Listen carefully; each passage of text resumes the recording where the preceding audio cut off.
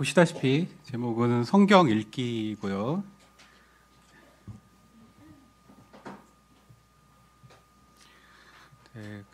사실 성경 읽기의 중요성에 대해서는 새삼 강조하고 이럴 필요는 없을 것 같아요. 몰라서 안 하는 게 아니고 이제 게으르거나 나태하거나 이제 이게 더 문제지. 우리가 이제 가슴에 손을 얹고 생각해 보면은 그게 가장 큰 문제겠죠. 네, 그런데 이제 어떤 동기부여도 되고 또 이제 새해도 시작된 지 얼마 안 됐기 때문에 참 이게 지금 되새겨보기에 적절한 시기도 아닌가 이런 생각도 듭니다. 네, 먼저 이제 본문 말씀 한번 살펴보겠습니다. 네, 하나님의 입에서 나오는 각각의 모든 말씀으로 살 것이라 이 부분이죠.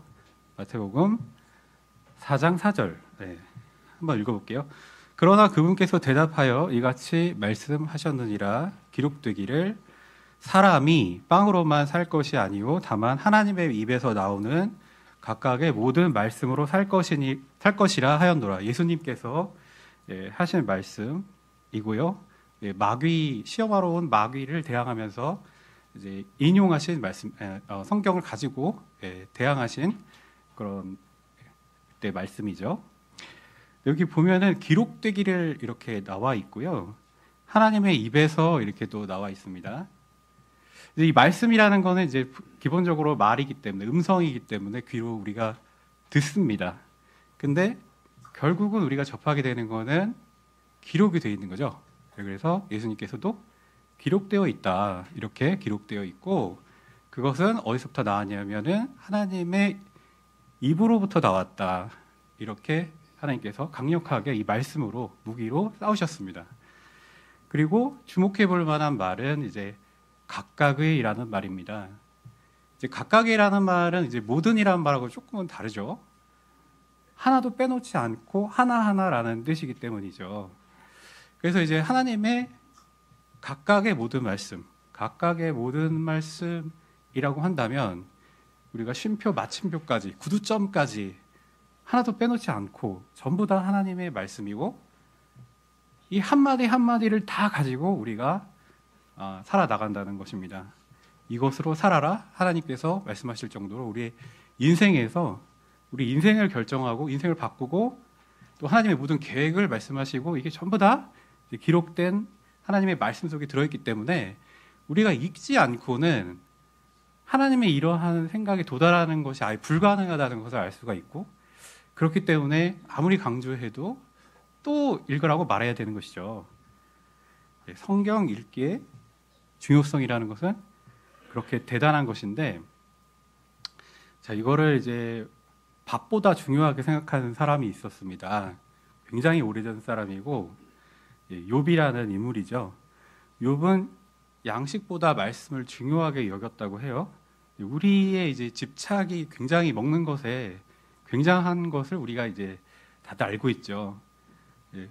이 밥이 떨어지잖아요. 이제 굶고 밥이 떨어지면은 자식도 먹습니다. 이제 성경에 나오는 말씀이죠. 그리고 이제 정신이 돌아요. 머리가 돌아요.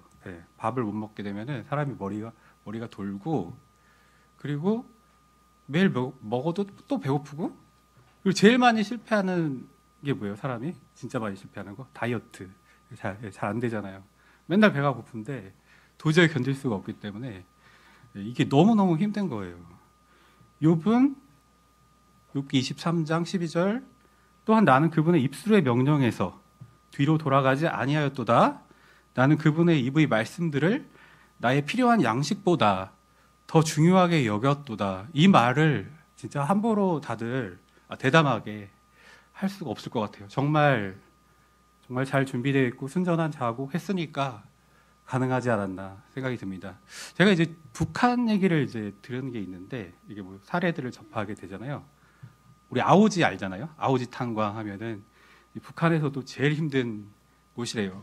되게 북쪽이고 변방이고 살기 힘들고 평생 옷을 한 벌로 산다고 하더라고요. 근데 그런 곳에 이제 먹을 게 없기 때문에 물론 좀 지난 얘기겠죠, 이게. 그래서 사람이 먹을 게 아예 없기 때문에 뜯어먹을 풀뿌리도 없고 그래서 어떤 경우도 있냐면은 그 쥐들이 옥수수 가루를 숨겨놓는데요. 막 자기네들 굴에다가 숨겨놓는 거죠. 그것을 훔쳐 먹는다고 합니다. 그래도 죽고 사람들 병들고 죽고 하는 거예요. 그래서 밥에 뭐 집착한다기보다는 생존을 위해서 어쩔 수가 없는 거죠. 이제 이것을 증오하는 사람은 어떤 여인인데, 자기가 이제 어린 시절, 학창 시절에 이제 자기 친구가 이제 급하다 그래가지고 빨리 와봐라, 우리 엄마 큰일 났다. 근데 이제 이 부부는 이제 금술이 좋은 부부였대요, 그 남편하고. 근데 이제 이 친구가 빨리 와봐라 그러니까 이제 달려간 거예요. 무슨 일이냐 하고. 근데 엄마가 이제 숨이 꼴딱꼴딱 넘어가는 상황인데 이제 굶어서 죽기 직전인 거죠. 그런 상황이었는데, 이제 이 친구, 그러니까 이 주인공 여인은 이제 자기가 갖고 있는 거라도 뭐 몇 개라도 들고 갔어요, 먹을 거를. 근데 그거를 주기도 전에 그 친구 엄마가 죽는 걸 눈앞에서 본 거예요. 탁 하고 돌아가는 거를. 그래가지고 충격을 먹은 거죠, 어린 마음에. 그랬는데 더 충격을 먹은 장면이 있었다고 해요. 그 남편 되시는 분이 막 달려오더래요. 막 달려와가지고 그 부인 죽었는데 그 옆에서 그 이 주인공이 가져온 거, 밀죽 비슷한 거를 가지고 막 퍼먹기 시작하더래요. 아무 얘기도 안 하고. 부인은 쳐다보지도 않고. 이 정도로 우리가 먹는 거는 생존이고요. 진짜 우리 극한에 다다르면은 먹는 거야말로 우리가 그거보다 중요한 게 있을까? 자, 이게 죽음을 앞두게 되면은 인간성 모든 것들이 다 사라지고 마는 뭐 그런 거라고 봐야 할 것 같아요. 그런데 욥은 사실 극한의 어떤 고난을 당한 사람이잖아요. 근데 말씀을 더 중요하게 여겼다는 거죠. 우리는 이제 읽는데 집중하라는 명령을 받았습니다. 온 힘을 기울여야지 집중할 수가 있죠. 읽는 것을 대충 읽거나 스캐닝이라고 합니다. 이제 대충 훑어보는 거를 막 이렇게 하라는 게 아니고 집중하라는 거예요. 정신을 집중할 때 우리 많은 이제 힘이 나는데요. 사회에서도 그냥 일반 우리가 일상에서도 그런 게 나는데, 읽는데 집중하라는 명령이 성경에 주어져 있습니다. 디모데전서 4장 13절. 내가 올 때까지 읽는 것과 권면하는 것과 교리에 집중하라. 근데 이제 목적어는 없어요. 뭘 읽으라는 얘기는 써 있지 않습니다. 그런데 우리는 알 수가 있는 게 성경의 1번일 거라는 걸 알 수가 있죠. 그 다음에 성경에 관한 것들을 읽을 거라는 거는 우리가 이제 추측해 볼 수가 있는 거죠. 그래서 당연히 성경을 읽는 것에 그리고 권면의 교리에 집중하라는 말씀인 것입니다. 우리가 인생을 이제 뭐에 비유할 수가 있을까요? 성령은 길 위를 걷는 것에 비유할 때가 있습니다. 이제 인생이 걷는다는 거죠. 이제 우리가 걸어 다닌다. 걸어 다니는데 보통은 어떻게 비유될 때가 많냐면요. 어두워요, 거기가. 어두워서 이제 밤길인 것 같고 어둑어둑한 것 같고, 그리고 이제 어두우니까 이제 위험하죠. 강도의 위험도 있을 수가 있죠. 뭐 옛날에는 어떻습니까? 예전에는 이제 다른 나라 사람들의 침공이라든가 뭐 이런 것도 훨씬 많았고요. 여러 가지 위험이 있어요. 우리는 이제 그런 험난한 길 위에 있다는 거고, 성경은 우리가 거기를 걸어간다고 말합니다. 근데 걷는데 거기 인도자가 계신 거예요. 우리가 잘 못 느낄 때가 있는데, 근데 성경에서는 거기 빛이 있다고 합니다. 빛이 있고 등불이라고 하는 겁니다. 시편 119편 105절. 당신의 말씀은 제 두 발의 등불이요 제 행로의 빛이니이다. 와, 발에다 등불을 얘기를 하네요. 저라면 이제 상상도 할 수 없는 표현인데 발의 등불이래요. 그리고 행로, 가는 길에 빛이 있다는 겁니다. 하나님께서 이 빛을 비춰주시지 않으면요, 우리 길을 걸을 때 계속 어둡고 어딘가 부딪히고 계속 위험에 노출돼 있다는 거를 말하는 것이죠. 이렇게 우리가 성경은 하나님께서 가장 이제 본질적인 핵심적으로 강조하신다는 것을 알 수가 있습니다. 하나님께서는 우리한테 성경을 읽으라고 하시는 이유는 여러 가지가 있을 텐데요. 물론 우리가 이제 느끼기에 힘들어하는 것도 있고 그냥 일단 좋다, 은혜롭다라는 것도 있을 거예요. 성경을 읽어하는 여러 가지 이유에 대해서 말씀을 살펴보겠습니다. 먼저 인내와 위로를 받고 소망을 지니게 된다는 겁니다. 우리는 이제 견뎌야 될 일이 굉장히 많아요. 살다 보면은. 그런데 그거를 버티게 해주는 힘이 있다는 거예요. 근데 그것이 뭐냐면 바로 성경이라는 거고, 그것을 읽으면 우리가 그것을 견딜 수 있고 그다음 위로를 받는다는 겁니다. 위로는 누가 주시죠? 성령께서 주시죠. 그리고 그 결과로 우리는 어떻게 되냐면 소망을 지니게 된다는 거예요. 로마서 15장 4절. 이는 무엇이든지 예전에 기록된 것들은, 자, 이 시점에서 예전은요, 이제 구약입니다. 그러니까 먼저는 이제 물론 전 시대에 다 통용되는 말이에요. 근데 이제 이 역사적 지금 이 시점을 말하는 문맥상은 이제 구약을 말하는 거죠. 구약부터가 이제 우리 현재를 사는 우리 교회의 성도들에게도 이제 이렇게 작용하는데, 우리의 배움을 위하여 기록됐대요. 우리의 배움을 위하여 기록되었기 때문이니 우리로 하여금 성경 기록들이 주는 인내와 위로를 통하여 소망을 지니게 하려 함이라. 그러니까 성경을 읽으면 위로를 받는 거죠. 되게 이제 힘든 일이 우리가 많이 있지 않습니까? 그런 일이 있을 때 우리가 이제 말씀을 먼저 찾는 일이 적을지도 모르겠어요. 다른 거를 친구를 찾아가서 얘기를 한다든지, 이제 뭐 이렇게 상담사를 찾기도 하고요. 여러 가지 다른 걸 하고, 아니면 이제 정신을 딴 데 집중할 만한 뭐가 없을까? 힐링 타임 할 거 없을까를 찾기도 하죠. 그런데 우리가 성경 말씀에 따르면요, 성경을 읽으라는 거예요. 위로를 받으려면 성경을 읽어라. 거기에 기록된 것들이 우리에게 위로를 준다. 그리고 우리는 하나님의 말씀을 정확하게 확인하기 위해서도 성경 말씀을 읽습니다. 당시 사도들 믿을만 하죠. 이들은 표적도 갖고 있었어요.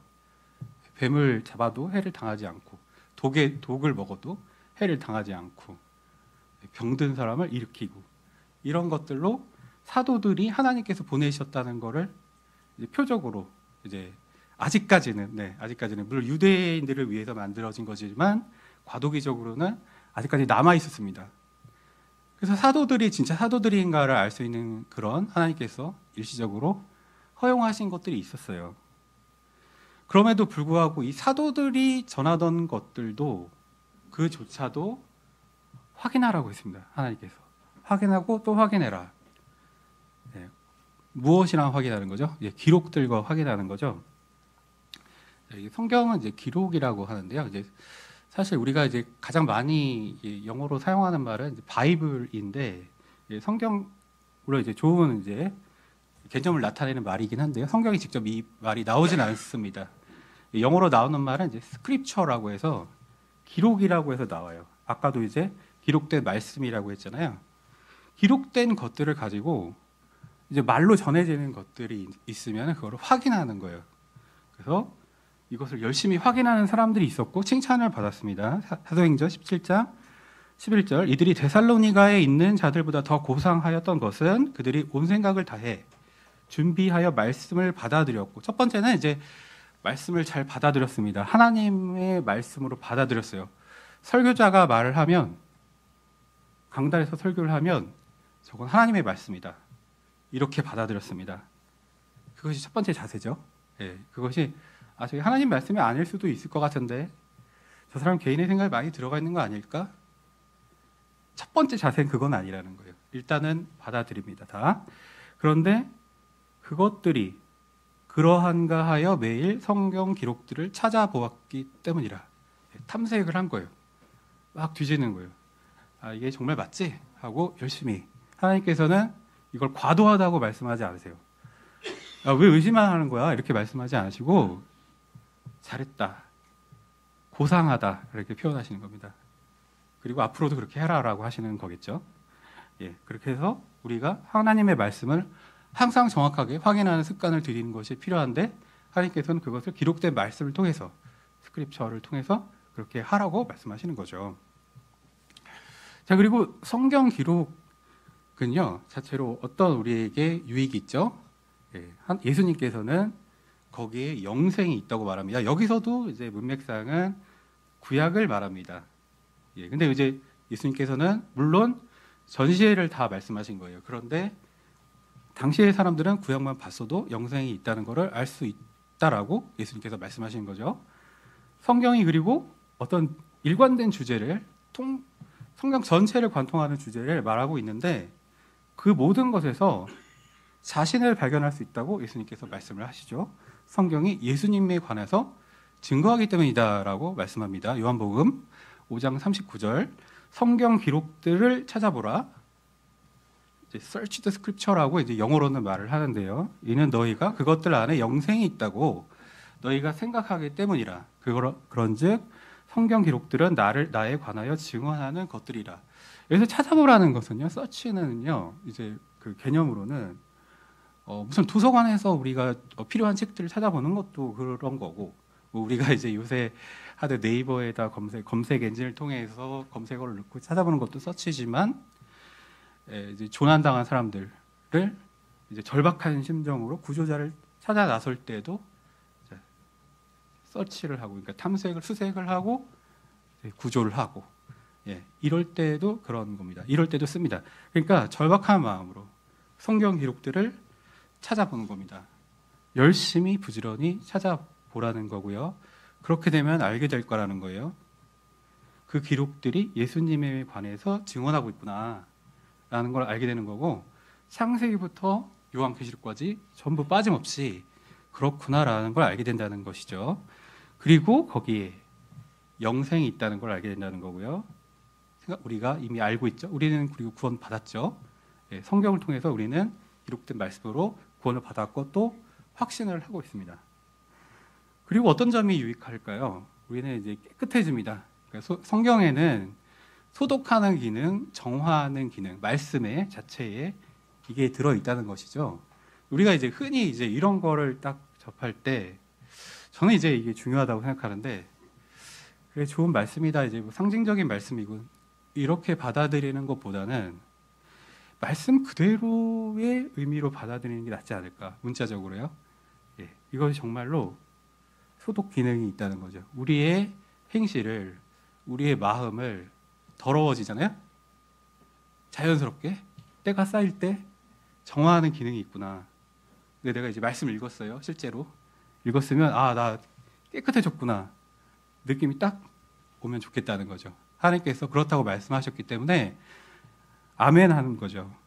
시편 119편 9절 청년이 무엇으로 자기의 길을 정결하게 하리이까? 당신의 말씀에 따라 그 길에 주의함으로써 정결하게 하리이다. 요한복음 15장 3절 이제 너희는 내가 너희에게 전한 말씀을 통하여 정결하게 되었느니라. 자, 에베소서 5장 26절 이는 그분께서 교회를 성결하게 구별하시고 말씀에 의한 물의 씻음으로 정결하게 하려 하심이요 라고 성경 기록들은 말씀하고 있다는 것입니다. 자, 우리가 만약에 성경을 안 읽으면 어떻게 될까요?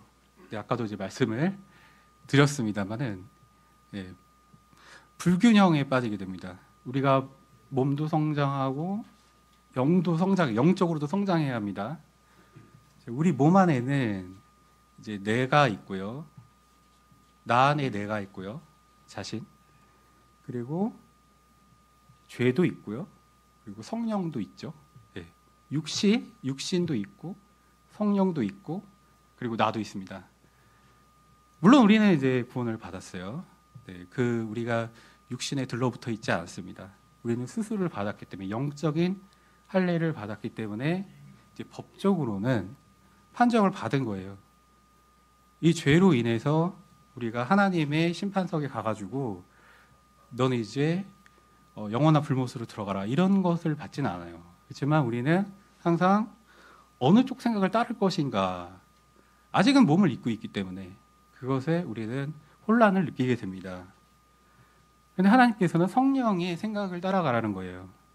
예수님의 마음을, 예수님의 생각을, 그렇죠? 생각을 품으라는 거고, 그 생각이 있게 하라는 거고, 그 생각이 자리 잡도록 하라라는 것이죠.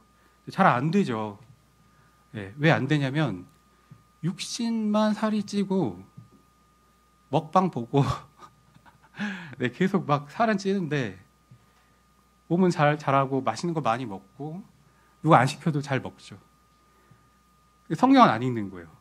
하루 이틀, 일주일, 한 달. 읽지만 너무 적게 읽는 거죠. 그래가지고 막 영양실조가 걸려요. 그렇게 되면은 몸이 우리는 이제 영적인 사람이어야 하는데 우리가 뭔가 불균형한 상태에 빠지게 됩니다. 영적인 결핍에 빠지게 되고 그리고 심지어 어떻게 되냐면요. 믿지 않는 사람하고 거의 뭐 큰 차이가 안 날 정도로 이렇게 바뀌어 버립니다. 이걸 이제 동화된다고 하는데요. 성경을 읽지 않으면요. 이제 세상과 동화가 됩니다. 로마서 12장 2절. 그런즉 이 세상에 동화되지 말고 오히려 너희는 너희 생각을 새롭게 함으로써 변화를 받을지니 너희로 하여금 하나님의 선하신 뜻과 기꺼이 받으실 만한 뜻과 완전하신 뜻이 무엇인지 입증하게 하려 함이라. 말투부터가 바뀝니다. 세상이 많이 쓰는 말을 쓰게 돼요. 그리고 거칠어지고요. 그리고 막 사람들의 마음을 다치게 하는 말을 쓰게 되고 하나님을 모욕하는 말에 대해서 둔감해지게 됩니다. 그냥 들어도 아무렇지도 않은 거예요.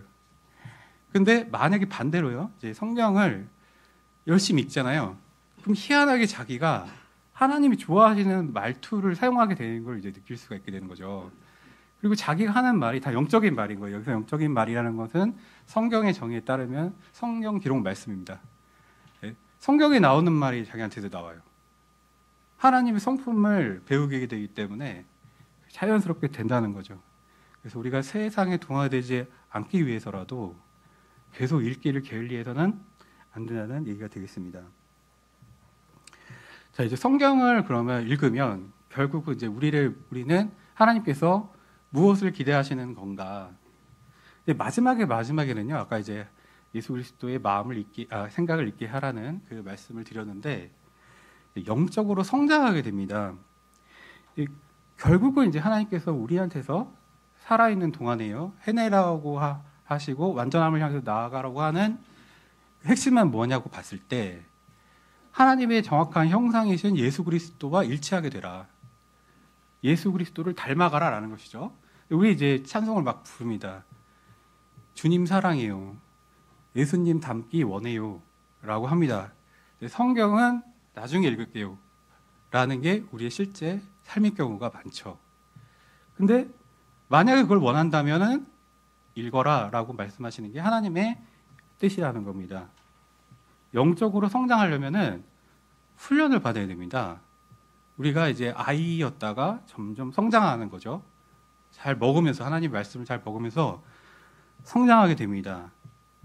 자, 교리와 책망, 바르게 함, 의로 교육하기. 이것이 기록의 목적이라고 돼 있는 거죠. 디모데후서 3장 16절에서 17절. 모든 성경 기록은 하나님의 영감으로 주어지는 것으로 그럼 성령께서 하시는 일인 거죠.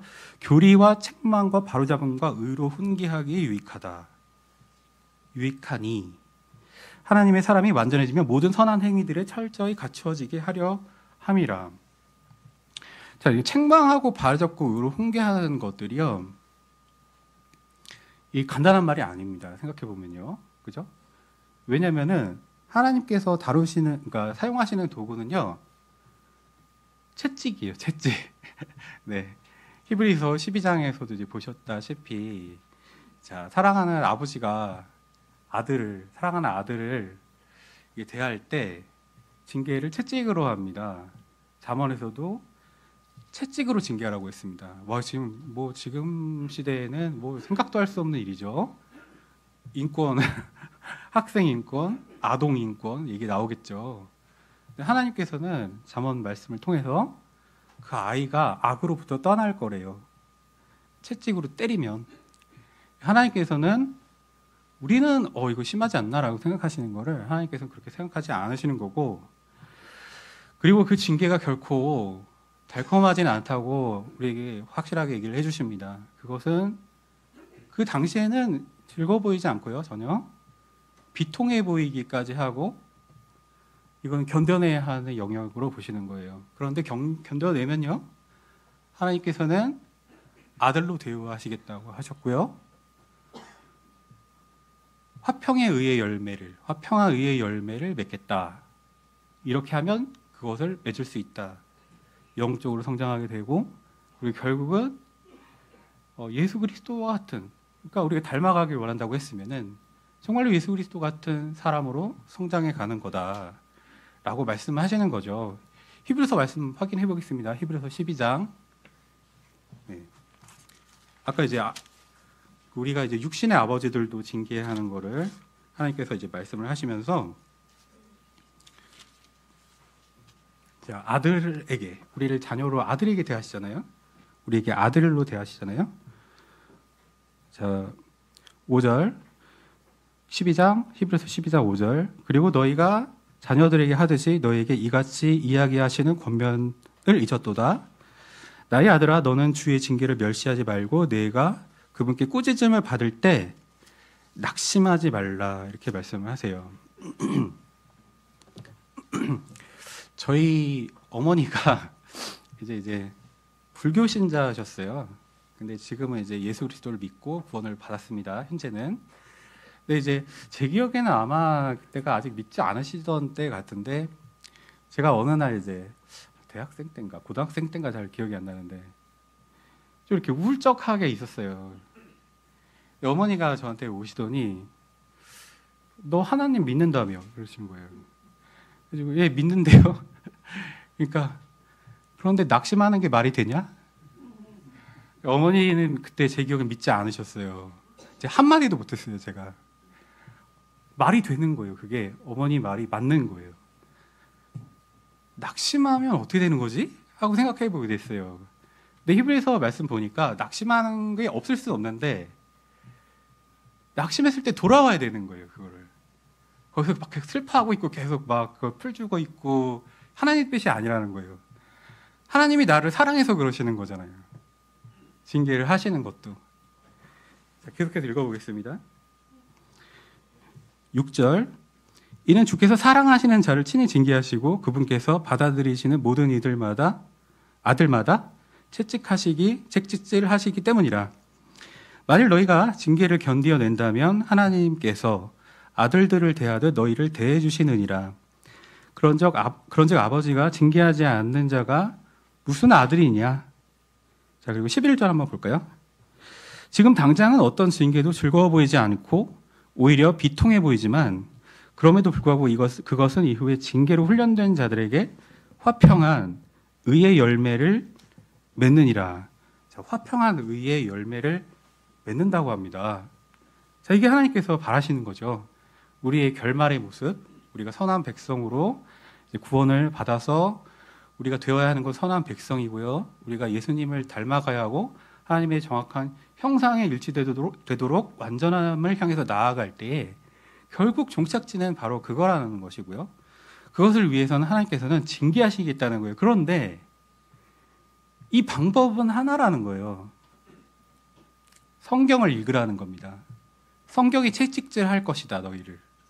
그런데 너희가 이걸 읽지 않으면 그 과정도 없다.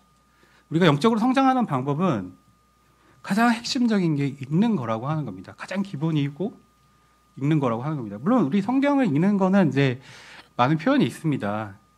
묵상하라, 주야로 묵상하라, 낮과 밤으로 묵상하라, 묵상하라는 말도 있고요. 찾아봐라, search라는 말도 있고요. 스터디라는 말도 있습니다. 스터디라는 말은 이제 연구하라, 공부하라는 말은 킹제임스 성경에만 나오죠.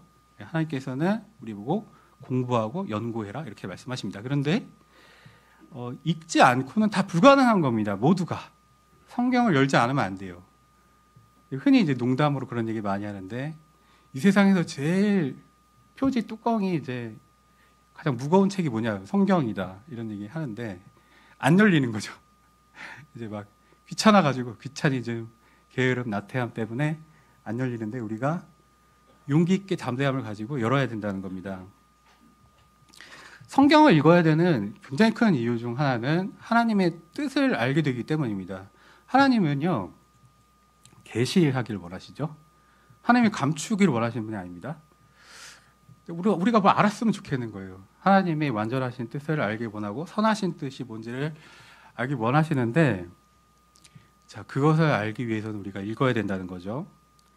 디모데전서 2장 4절에 그분께서는 모든 사람들을 구원받게 하기를 원하시고 또 진리의 지식에 이르게 하기를 원하시느니라. 그러니까 여기서도 하나님께서 지식에 이르러라. 읽으라는 얘기잖아요. 네, 그래서 하나님께서는 지식에 이르기를 원하신다고 합니다. 여기서 이제 참고적으로 그냥 말씀드리고 싶은 게 있어서요. 이제 여기 영어로 잠깐 적어놨는데요.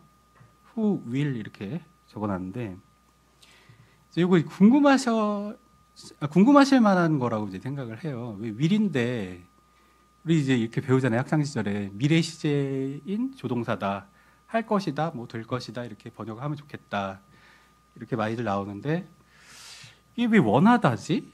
이 궁금하신 분이 분명히 있을 거라고 생각하고 이게 합당한 궁금증이라고 저는 생각을 하는데 이렇습니다. 이제 킹제임스 성경이 이제 1611년에 출간이 됐는데 이제 이것이 나오던 시점을 이제 영어 역사에서는 그 초기 현대 영어 시기다 이렇게 부릅니다. Early Modern English 뭐 이렇게 해가지고 그 시기를 보고요.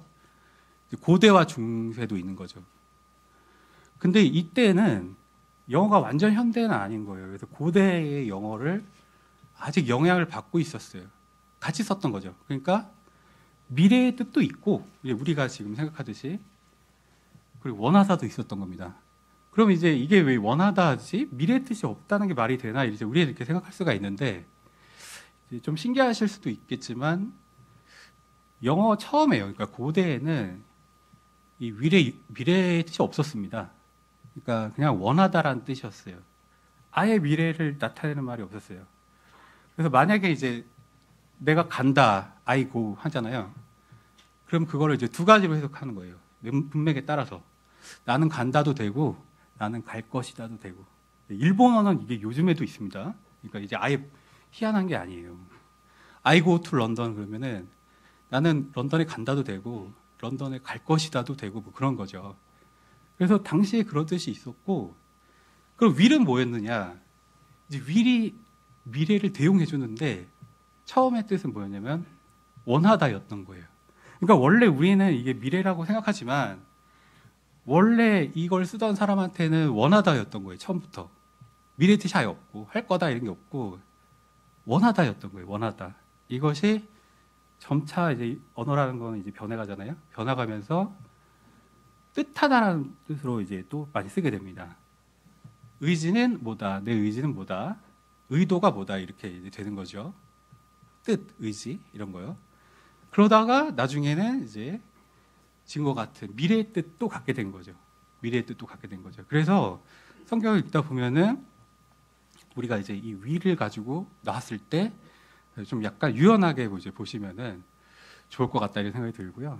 그러니까 뭐 가령 예를 들면은 요한복음 7장 17절 같은 데 보시면은 어떤 사람이 누구든 주의 뜻을 행하려 하면 if any man will do his will 이렇게 되면은 will이 이제 두 번 나오잖아요. 뒤에 것은 이제 뜻이에요, 뜻. 그의 뜻, 그분의 뜻이고 will do는 할 것이다가 아니에요. 이때도 이제 바람을 나타내는 거죠. wish나 desire를 나타내는 거죠. 그래서 이제 좀 약간 이제 그냥 참고적으로 말씀드릴 수 있는 거 이제 궁금하실 수 있으니까 말씀을 드렸고요. 자, 예수 그리스도의 생각이 이제 결론적으로는 이제 예수 그리스도의 생각이 우리 안에 있게 된다는 거죠. 성경을 열심히 읽으면은 빌립보서 2장 5절 너희 안에 이 생각이 있게 하라. 이 생각은 그리스도 예수 안에도 있었느니라. 자, 우리 안에 그리스도의 생각이 있으면 정말 좋을 것 같아요. 건전한 생각이 영으로. 자, 우리 마음은 더러워져 있을 때가 많고요. 마귀적인 생각할 때도 많고, 정말 흉악한 생각할 때도 많습니다. 끔찍한 생각, 끔찍한 상상 하죠. 예, 우리가 솔직하게 이제 마음을 열어놓고 내가 어떤 상태였나 돌아보면 정말 상상하기도 싫은 순간이 많이 있을 거예요. 예수 그리스도의 마음을, 생각을 가질 수 있을까 하는 겁니다. 성경을 이제 실질적으로 그러면은 어떻게 읽을까 이겁니다. 이 성경에서 성경을 이렇게 읽어라라는 건 제가 이제 글쎄요, 딱딱 되게 많지는 않은 것 같아요. 가이드라인이 하나님께서 주신 게 많지는 않은 것 같은데, 그런데 생각해 보다 보면 아, 이렇게 읽어야겠구나 하는 부분을 간접적으로 하나님께서 알려주시는 것들이 있고, 그것들을 이제 많은 성경 교사들이 정리를 했겠죠. 그래서 그런 것들을 도움이 될 수가 있으니까 이렇게 살펴보겠습니다. 자, 순서대로 읽고 빠짐없이 읽는 원칙이 있어요. 네. 이것은 이제 절대라는 게 아니고 유익하다는 겁니다. 그러니까 순서대로라는 건 뭐냐면 창세기부터 계시록까지 순서대로 이렇게 가는 걸 이제 말씀드리는 겁니다. 또 하나는 뭐냐면 편식하지 말라는 거예요. 빠짐없이라는 건 뭐냐면 내가 좋아하는 성경만 맨날 읽는 거예요. 내가 갈라디아서 좋아해요. 갈라디아서만 맨날 읽어요. 그럼 불균형이 오죠. 영양 불균형이. 그렇죠? 네. 예수님께서도 순서대로의 원칙을 암시하신 적이 있어요. 제자들에게 나타나셨을 때 부활 후에 누가복음 24장 25절에서 27절까지 그때 그분께서 그들에게 이같이 말씀하셨느니라. 오 어리석인 자들이요 예언자들이 말한 모든 것을 마음에 더디 믿는 자들아, 그리스도가 마땅히 이런 일들로 순환을 겪은 후에 그의 영광 안으로 들어가야 하지 않겠느냐. 그러고는 그분께서 모세와, 여기 잘 보세요, 모세와 모든 예언자들로부터 시작하여 성경 기록들에서 자신에 관한 것들을 그들에게 자세히 설명하였더라. 모세와 모든 예언자들로부터 하셨대요. 근데 모세면은 모세 오경인 거예요. 창세기, 출애굽기, 레위기, 신명기, 민수기, 신명기, 이런 식으로 갔다는 거예요. 그럼 이 순서대로 말씀해 주셨다는 거죠. 근데 이 순서가 의미가 있어요. 하나님께서 이거를 성경의 순서를 정하신 데는 잘 보면은, 자세히 보면 볼수록, 한 번에 나타나는 우리가 알 수는 없지만 자세히 공부할수록 의미가 있어요. 처음에 타락이 나옵니다. 인간의 타락이. 그 다음에 거기서 벗어나요. 이제 속박의 땅에서 벗어납니다. 출애굽기에서. 그 다음 뭐예요? 레위기에서 뭘 하죠? 기념으로 삼아서 하나님께 감사의 희생제를 드리잖아요. 순서가 있습니다. 맥락을 가지고 있고 순서가 있고 하나하나가.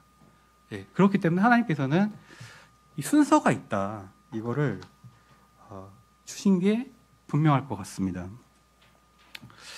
그리고 이제 그런 것도 있어요. 이제 요한계시록 같은 경우에 이걸 한번 따져볼게요. 어떤 이제 초신자가 있는데 요한계시록을 먼저 읽는다. 추천하실까요? 이 추천되지가 않는데, 제가 이걸 한번 좀 발췌해 봤는데요. 우리 교회 이제 서가에 보면은 신약 개관이라고 있어요. 거기서 이제 제가 좀 가져왔는데요. 계시록은 독자적으로 서 있는 책이 아니다라는 거예요. 왜냐하면 404절 중에 278절이 구약에 관련된 내용이다. 그리고 22장에 총 500군데 넘게 구약에 관련되어 있다라는 겁니다. 그럼 만약에 구약을 이해를 못했어요. 구약에 막 이런 예언의 어떤 미묘하고 심오하고 하나님께서 신비로 주신 부분도 있을 거고, 이런 것들을 막 맥락 있게 이해를 못했어요. 그런데 이제 계시록을 접해요. 그 이단에 끌려가기 딱 좋습니다. 제가 아는 이제 어떤 자매님 한 분이 한 10년 전쯤에 신천지에 끌려갔어요. 이제 그냥 그 센터까지 끌려간 게 아니고 그냥 집에 찾아와가지고 공부하자 그래가지고 공부를 한 거예요. 근데 이제 이분이 신천지 전략이 뭐냐면은 이제 요원들을 보내서 각자 잘하는 파트가 있는 거예요. 성경 중에. 그걸로 일단 끌어가요. 창세기랑 뭐 예를 들어 마태복음, 히브리서다 그러면은 그런 쪽을 전문적으로 막 계속 이제 파고들면서 보여줘요. 그리고 비슷하게 가르친다고 합니다. 그 다음에 딱 상황을 봐서 계시록으로 데려가더래요. 바로 다 건너뛰고 계시록으로 빡 가요. 근데 이제 이거를 이제 이 자매님, 배우려고 하셨던 이 자매님은 아주 많이 지식이 아주 풍성한 상태에 이르렀다고는 이제 말하기는 어려운 상황이었던가 봐요. 근데 그러니까 이제 그런 사람의 막 되게 열망이 있어서 빨리 더 많이 배우고 싶다라는 게 있었겠죠. 그래서 이제 성경을 맨날 이제 공부를 하는데 너무 좋았대요. 되게 좋았는데 계시록으로 딱 가가지고 우리가 빨리 예수님 찾아가야 된다고 막 이런 얘기를 하는 거예요. 그럼 이제 이 자매님이 질문이 많은 거예요. 내가 배우기로는 우리가 휴가 되고 들림 받고 대환란 전에 우리는 이제 하늘로 들림 받는 걸로 알고 있는데 그게 무슨 말이냐? 그러면서 따져 물으니까 거기 되게 당황하더래요.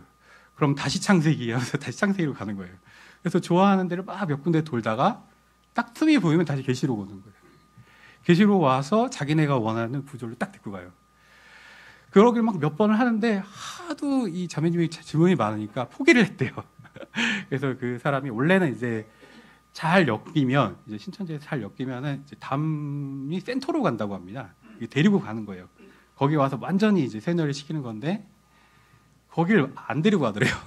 포기를 하고 예, 이 사람 안 되겠다. 너무 질문이 많다. 귀찮다 해가지고 포기한 케이스도 있다고 하는데 이처럼 이제 우리가 배경식이라는 게 성경에서도 이제 무시할 수가 없는 거죠. 이제 쌓이고 차분히 기초부터 닦아나고 하는 게 어느 정도 있다는 걸 알 수가 있는 거죠. 그래서 이제 심지어는 이런 것도 있어요. 이제 이건 러크만 형제님, 성경교사 러크만 형제님의 견해이기도 한데 심지어 이게 마태복음조차도 초신자한테 자기는 이제 크게 권하지는 않는다는 거예요. 유대적이고 구약의 그런 것들이 많이 나와요. 그리고 왕국을 다루고 있어요. 하늘의 왕국을. 여기서부터 잘못 끌려갈 수도 있으니까 차라리 이제 데살로니가 전서 같은 것처럼 이제 짧은 시기에 어떤 이제 이방인들에게 세운 교회고 이방인이 많이 있던 쪽에 세운 교회고 그리고 휴거의 소망을 빨리 줄 수가 있고 그다음 거기에 기초 다지면서 천천히 가도 괜찮겠다 이런 생각도 하신다는 거예요. 물론 절대는 아니에요. 뷔페 같은 거예요. 아무데나 읽어도 돼요. 우리 이제 다 초신자는 아니잖아요. 그러니까 자기가 읽고 싶은 거 마음껏 읽어도 되고 집중 탐구하고 싶으면 거기에 해도 되고 주제별로 해도 돼요. 성경 공부에 관한 거지만 인물별로 해도 되는 거고 단어별로 찾아봐도 되는 거고 다 자유입니다. 하나님께서 다 자유를 주셨죠. 그렇지만 이제 기본적으로는 처음부터 읽어나가는 것이 그게 안전하다. 세무엘기 형제님도 그렇게 얘기를 하시잖아요. 처음부터 순서대로 가라. 안전하다.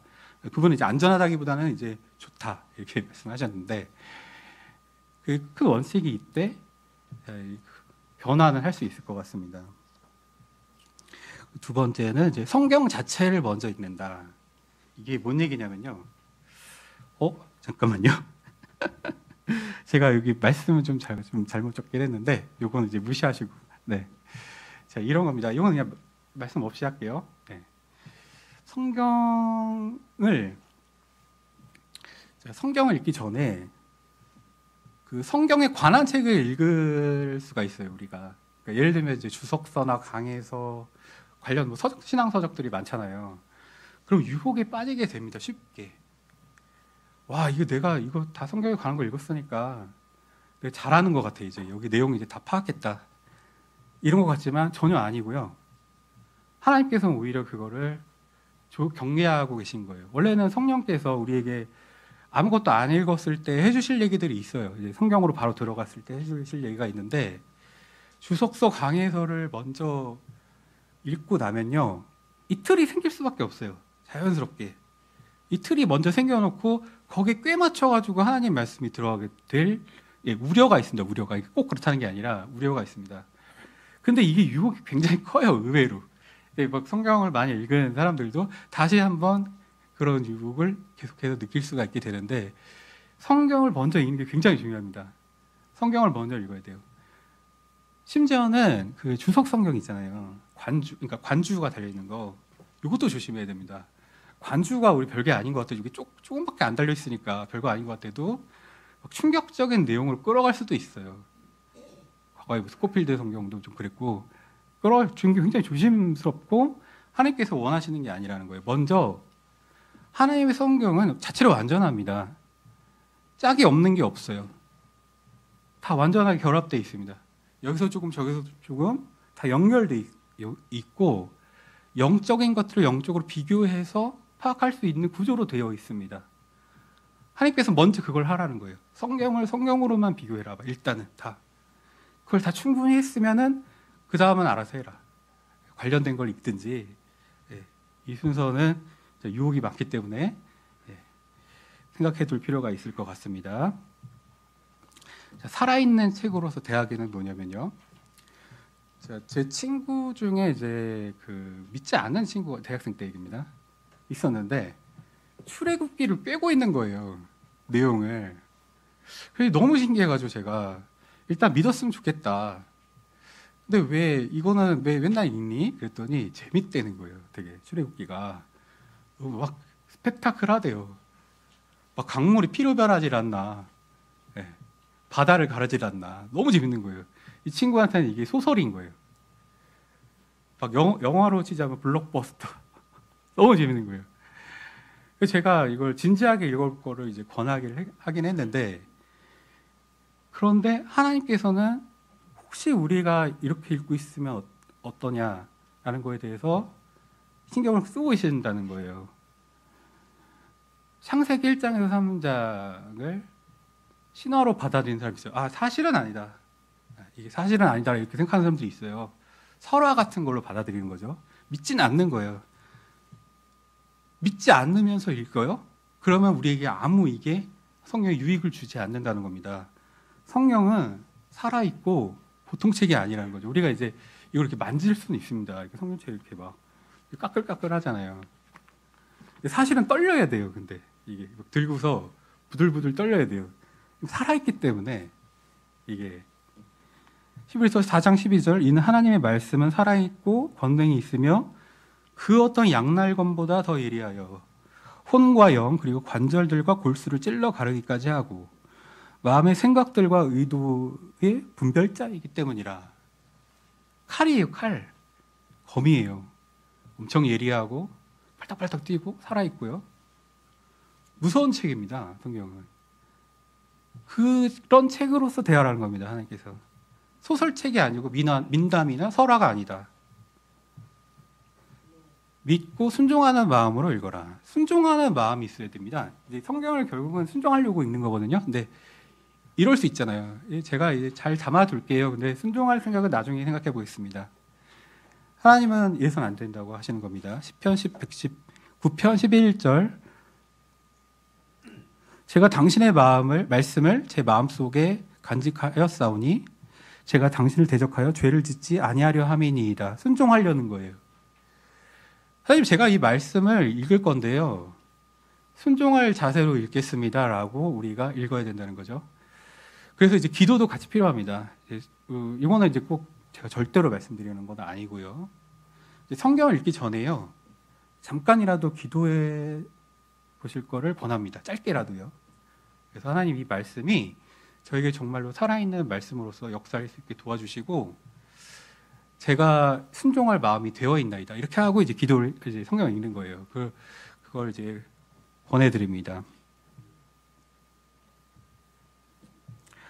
자, 추측하는 대신 성경을 찾는다. 추측하시는 대신 성경을 찾는다.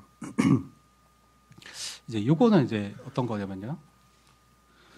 성경을 이제 조금 읽잖아요. 이제 충분히 안 읽고 조금 읽잖아요. 그럼 어떤 게 생기냐면 자기가 하나님의 말씀인 걸 확실히 아는 부분하고 잘 모르겠는 부분으로 나눠져요. 근데 확실히 아는 건 괜찮아요. 근데 모르는 부분을 안 찾아보고 자기가 예단하는 거예요. 아, 이거 하나님이 이렇게 하지 않으실까? 내가 헌금 내는데 이게 좀 많이 내야 되니까 좀 이렇게 수단과 방법 안 가리고 많이 준비해가지고 많이 드리면 하나님은 얼마나 기뻐하시겠냐. 이게 왜 그럴까요? 자세히 안 읽으니까 그런 거죠. 성경을 자기가 어느 정도 하나님이 기뻐하시는 일을 해야 된다? 이건 아는데 그럼 어떻게 해야 되냐? 자세히 안 읽는 거예요. 추측하는 거죠. 자기 생각이 계속 들어가는 거예요. 이럴 때, 이거는 이제 굉장히 이제 너무 압축한 예지만, 이런 게 되게 너무 수도 없이 많습니다. 분명히 성경 어딘가에 있을 내용들이 있어요. 물론 어떤 건 없는 경우도 있어요. 담배는 어떻게 하냐, 술은 어떻게 되냐, 술은 있지만, 네. 마약은 어떻게 되는 거냐. 큰 원칙이 있잖아요. 하나님께서 기뻐하실 것인가. 하나님께서 나를 성전이라고 하셨는데, 하나님께서 기뻐하시는 나는 이제 건축물의 것인가. 이런 걸로 생각하면 됩니다. 성경으로. 그런데 대부분의 주제에 관해서 성경이 말씀하고 계신 걸 다시 확인해야 되는 거죠. 그런데 안 하고 이렇지 않을까 하는 것들을 그냥 대충 하는 게 많을 거라는 거예요. 그러면 다 그러니까 나중에 그리스도의 심판선 갔을 때 이거 다 말해야 돼요. 아, 그때 제가 이런 생각을 했는데요. 그러면은 써놓은 건 어떻게 했냐 이렇게 물어보시겠죠. 제가 거기까지는 안 읽었는데요. 그러면은 예수님께서 잘하였다, 충성된 종아 이렇게 하시겠습니까? 예, 더 자세히 왜 안 읽어보았느냐 하시겠죠. 그래서 예언자들을 통해서 다양한 방식으로 이제 하나님께서 알려주셨어요. 오늘날 이제 어떤 사람들이 있냐면 이제 믿는다고 하는데 글쎄요 미혹을 당한 건지 어떻게 된 건지 아니면은 정말로 괜찮은 건데 그런 사람 그러니까 어떤 거냐면 이제 점을 쳐주는 듯한 그런 인상을 주는 사람들이 있어요. 형제님, 자매님, 제가 어제 꿈을 꿨는데 자매님이 동쪽으로 가니까 교통사고 당하는 꿈을 꿨어요. 동쪽으로 가지 마세요. 이런 거를 말하면요. 근데 이제 그게 하나님께서 저에게 뜨겁게 알려주시더라고요. 라고 하면은 맞을까요? 이런 것들이? 하나님께서는요, 그런 말씀을 지금 하실 필요가 없으세요. 왜냐하면 하고 싶은 얘기는 다 하셨어요. 언제 하셨냐? 구약을 통해서 예언자들에게 마음의 부담을 주시고 계시를 주셨어요. 현시로도 주시고 주의 천사가 나타나서 직접 알려도 주시고 다 알려주신 다음에 그 다음 어떻게 됐을까요? 기록이 됐어요. 그거 다 기록한 게 성경이에요. 그리고 마지막이 누굴까요? 예수님이에요. 예수님께서 다 그걸 다 끝내신 거예요. 성경 기록을 우리한테 하고 싶은 얘기 다 끝내셨어요. 그래서 지금 이 시대에 그런 말을 할 필요가 없어요.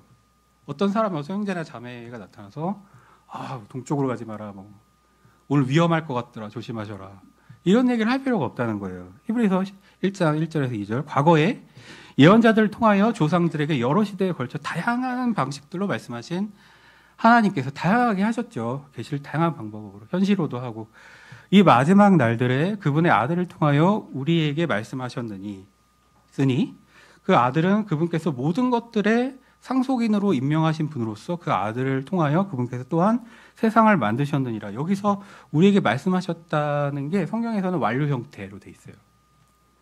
완료가 된 거예요. 아들의 말씀을 통해서 이 말씀, 우리한테 하실 말씀은 완료가 된 거예요. 교회한테 하실 말씀은. 그렇기 때문에 누군가 여기서 하나님께서 나한테 꿈에서 말씀하셨어요. 아니면은 딱 내가 길을 가고 있는데 큰 빛이 둘러 비추더니 이렇게 말씀하시더라. 다 아닌 거예요. 누구의 음성인 거죠, 그게? 어떻게 알아요? 하나님의 음성인 거예요? 아니면 자기가 생각하던 상상 속의 음성일까요? 아니면 악령의 음성인가요? 모르죠. 근데 그걸 생각할 필요도 없어요, 아예. 왜냐면 아들을 통해서 다 말씀하셨고 완료하셨다잖아요. 그러니까 그거를 생각할 필요가 없다. 성경만 보면 되는 거예요. 그 시간에 성경을 더 읽으면 되는 거겠죠. 자, 더하거나 빼지 말라 그랬잖아요. 그런 사람 더하거나 빼는 거예요. 어떻게 돼요, 그런 사람들? 재앙이 임한다고 돼 있어요. 계시록 22장 18절 19절 이는 내가 이 책의 예언의 말씀들을 듣는 각인에게 이같이 증언하기 때문이라. 누구든지 이 말씀들에 더한다면, 더하기, 하나님께서 이 책 안에 기록된 재앙들을 그에게 더하시리라. 계시록에 뭐 적혀 있는지 다 아시죠? 어떤 재앙들이 있는지 다 더한다는 거예요. 또한 이 누구든지 이 예언의 책의 말씀들에서 삭제한다면 하나님께서 생명책과 거룩한 도성과 이 책 안에 기록된 것들에서 그의 부분을 삭제하시리라. 받을 것도 못 받는 거죠. 우리는 하나님의 말씀을 대할 때 굉장히 조심해야 됩니다. 혹시 더하지 않았나? 빼지 않았나? 내가 말할 때도 진짜 좀 주의할 필요가 있어요. 정확히 기억이 안 나면요. 내가 이제 동료에게 복음을 전할 때나 형제 자매들끼리 말할 때도 이왕이면 정확하게 할 필요가 있겠죠. 성경 말씀 요새 스마트폰 나오잖아요. 찾아서 그걸로 보는 게 낫지. 내 기억엔 이거였는데 이거보다는 좀 더 좋지 않겠는가 생각이 듭니다. 마지막으로 왜곡하지 않습니다. 자, 아까 모르는 부분에 관해서 아까 비슷한 얘기가 나왔습니다만 베드로후서 3장 16절에 자, 이런 얘기가 나옵니다. 또한 그의 모든 서신들에 있는 것과 같으니 그 안에서 이런 것들에 관하여 말하였느니라. 자, 그가 누구냐면요, 바울이에요. 베드로 사도가 바울이 어렵다는 거예요. 바울 서신이 모르겠는 게 있다는 거예요. 하나님께서 신비로 주신 계시들이 있는데 바울한테 그런 거 내가 아직 깨닫지 못했다. 이해가 안 된다. 그의 서신들에는 이해되기 힘든 것들이 일부 있는데 배우지 못하고 불안정한 자들이 다른 성경 기록들을 왜곡한 것 같이 그런 일이 벌써 일어난 거죠. 그들이 그의 서신들도 왜곡하여 그들 자신의 멸망에 이르느니라. 멸망당한다는 거예요. 멸망. 물론 이제 그런 멸망은 아니죠. 우리가 생각하는 멸망은 아니지만요. 그러니까 그러면 어떻게 하면 되느냐?